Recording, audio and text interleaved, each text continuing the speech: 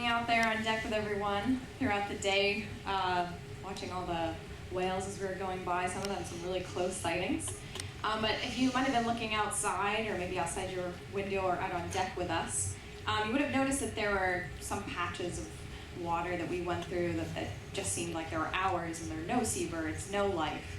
And then all of a sudden there'd be a couple whales and then they'd pass by, and then there'd be another little bit of nothing. And so I just wanted to talk about a theme that will come up throughout this voyage, which is called upwelling.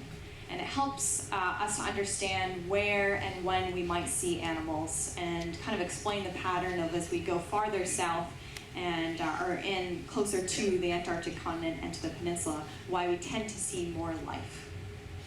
So upwelling, or nutrient upwelling, is essentially water that's flowing deep along the very bottom of the ocean.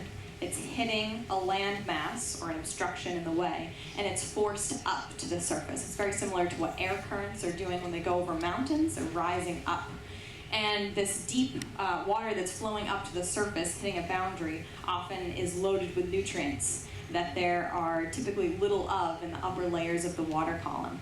So Sean was talking about warmer waters sitting on top of colder, denser water. You have this phenomenon here where you have the warm water being pushed away and this cold water coming up from below, and it's bringing with it all these nutrients that life needs. And it's bringing those nutrients up into the layers of the water column that the sunlight can penetrate to, which is typically about 200 meters and up to the surface. You get enough sunlight in that zone that you can have photosynthesis occurring.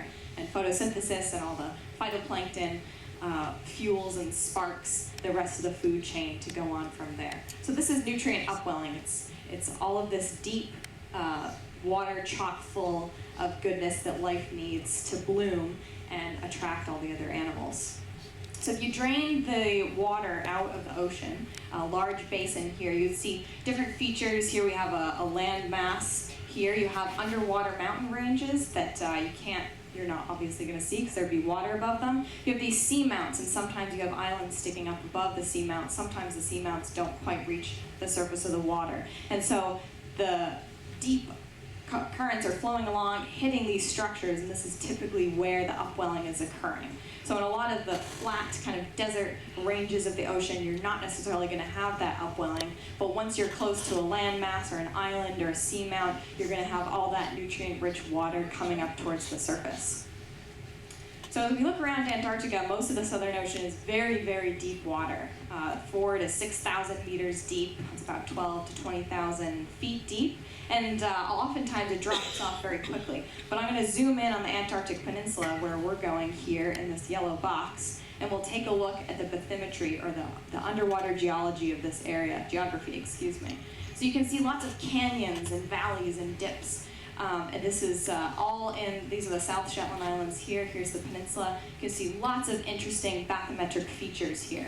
So as those currents are flowing along, they're hitting all those underwater structures that this image doesn't show you, but the previous one did. Those currents are flowing along the bottom and throughout the water column, hitting those features coming up. And so right around the peninsula, we have all of this life. So if you took a sonar image, you have, this is an example of a seamount, and all of this red that you see above it is krill or other plankton food at the top of this, kind of associated in this area.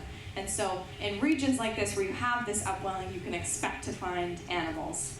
Well, certainly the fin whales that we saw today, they definitely were feeding. You might have seen after a couple times, you could see some reddish coloration in the water. That was whale poo, so they're definitely feeding, kind of hanging out in the same area. And it's quite possible that there were some underwater seamounts and interesting features providing that upwelling that they were associated with. So that's a little bit about upwelling, and we'll talk about it much more as we go on. I'm going to pass the microphone off to Lukey.